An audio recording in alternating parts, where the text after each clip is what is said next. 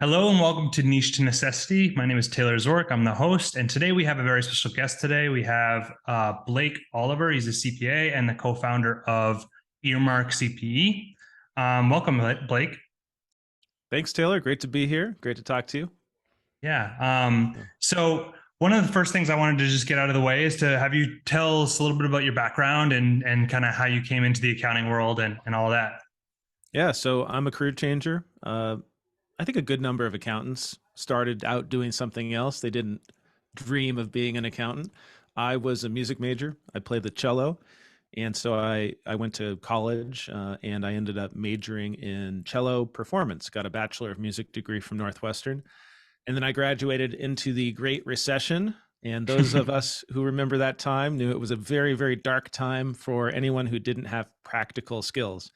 And so I ended up working at Starbucks because I couldn't get a job at Barnes and Noble, even though I had a bachelor's degree from, I think it was the most expensive school in the country at that time. So that started to teach me about ROI and thinking about money in a way I had never really had before. I had to budget, I had to make a living as a barista.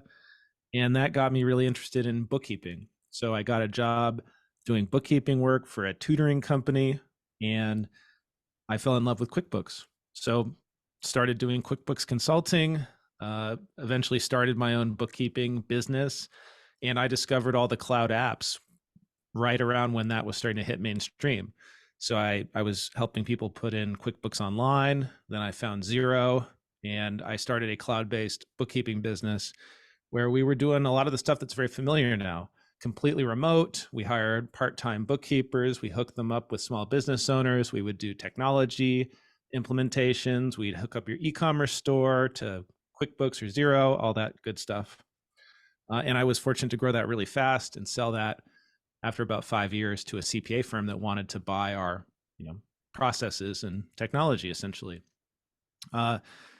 And then I decided to go into tech. I worked at 2 different technology companies as a product marketer, basically the CPA on the marketing team, right? Translating what they wanted to do into CPA and backwards, that sort of thing. Yep. And then I did that for like 4 years. Worked at a company called Flowcast as their first product marketer. They make close management software. So I was working with corporate controllers, small business, kind of more like Main Street businesses. A lot of those mid-sized companies, mid-market companies is a word that people use. And then I went to be director of marketing at Giraffe, which makes financial planning and analysis software. So kind of got just a wild, decade of experience there. And then I'm doing my own startup now. So it's called Earmark, and it lets you get CPE for listening to podcasts. So like this podcast episode, we wrap it in a self-study course. And so CPAs, enrolled agents, CMAs could actually get CPE for listening. And I'll be happy to put it up on our app if you're interested. So yeah, absolutely. That'd be great.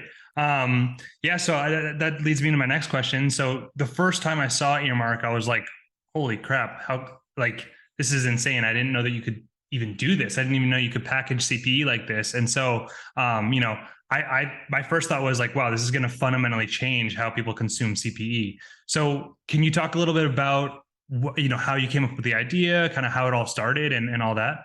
Yeah. So around the time when I sold my firm, I started doing a podcast called the Cloud Accounting Podcast.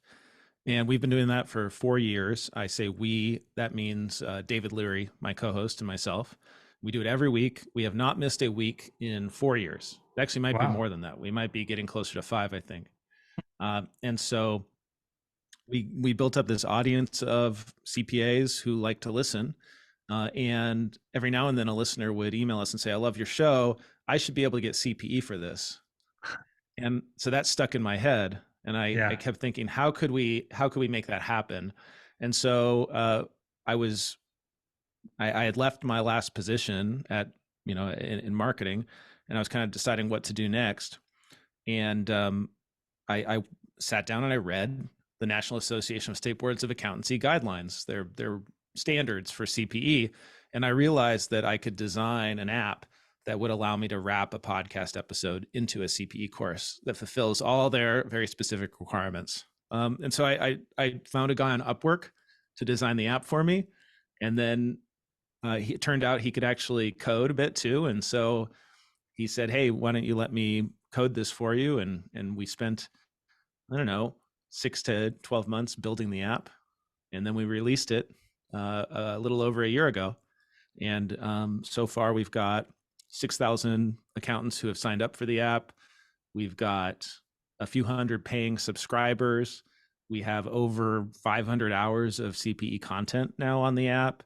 Wow. Dozens of different podcasts, all in the accounting space.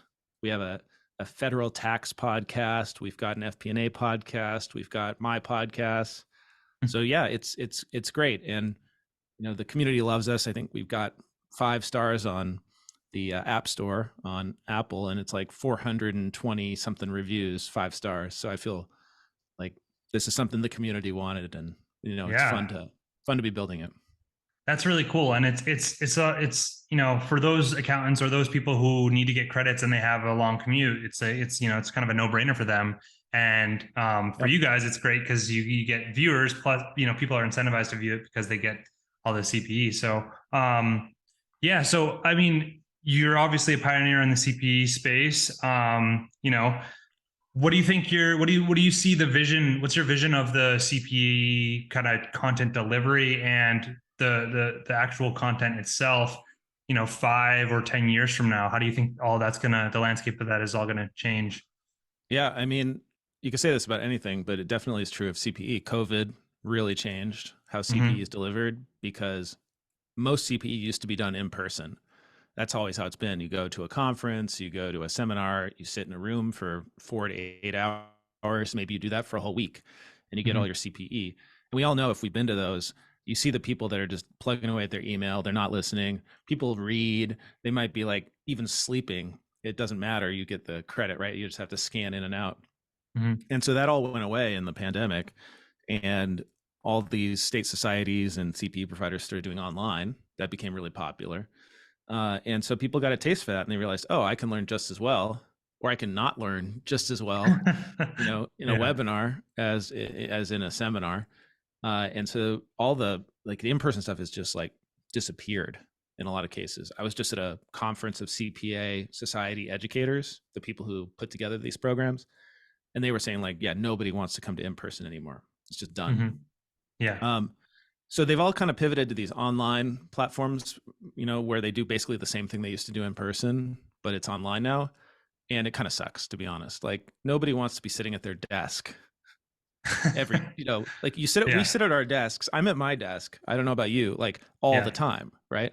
So I think that, I'm obviously, self-interested in making this happen, but I think that people want to be able to do other stuff while they learn. And I personally can't focus. Like, if I'm sitting at my desk, I've got my email there, I've got all this other stuff, I lose focus real quick. But if I'm out for a run or a hike, or I'm doing the dishes, or I live in Arizona, so I don't have a lawn. But if I did have a lawn, I'd be mowing the lawn. Yeah, I can learn, right? We even had a member who said that she goes to the nail salon and gets her nails done while she earns CPE, and I thought that was great. What's the craziest? What's the craziest you've heard of people? That's got to be up there. That's there's one other that I can't remember right now that really stuck with me. Skiing. People skiing and earning CPE. So it's like one of those memes where it's like everyone thinks I'm listening to like hardcore, rock or something like that while I'm snowboarding, but really I'm listening to, the tax update for 2023. Exactly. Right. Why not? Why not? Yeah. So, and for me, it's like, I feel like we're accomplishing a big mission, which is accountants are too sedentary. We're really unhealthy as a profession, overall, because we spend so much time sitting. And so anything that we can do to help get people outside, the pandemic changed my life too. I moved from LA to the Phoenix area, and now the weather is good enough. 10 months out of the year, I can be outside hiking and running and stuff. And so I get an hour of exercise a day now. And you could do that too if you just change some of the things you do, so you can do them while you're out, working. While you're out working out, you could be working. Exactly. Yeah, I'm here in Costa Rica. I fully did the remote work thing. I started my my business I had a CPA practice for the cannabis industry, and I was doing cold calls from the jungle. So I mean, I think you're seeing a reckoning in the accounting profession, and because there's such a lack, and it's going to only amplify because of the lack of accountants and accounting professionals.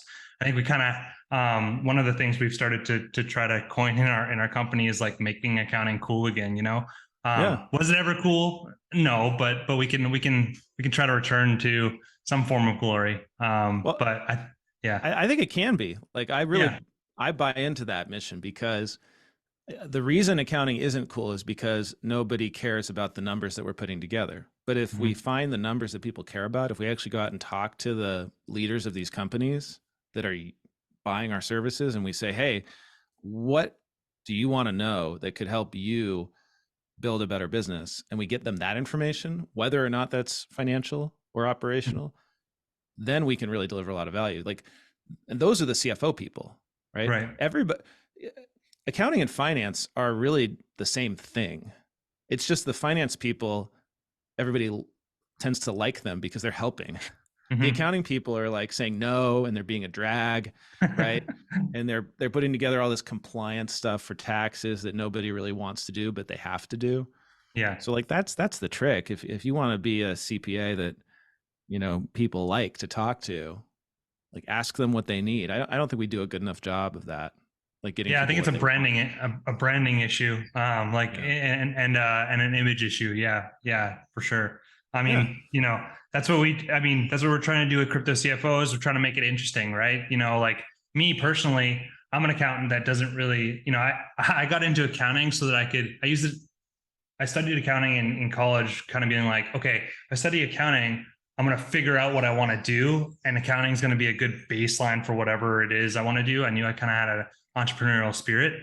But I mean, you know, that's kind of why I gravitated towards, first Burton snowboards, then, the cannabis industry, my own practice, and now crypto. It's kind of like I had to seek out these interesting things to be able to kind of make accounting cool for me. Yeah, I think that speaks to me a lot. The delivery of it needs to be repackaged to something that provides um, more perceived value to the end user. I think you're right. Yeah, exactly. Cool. And we could say it about CPE. We could say it about, accounting.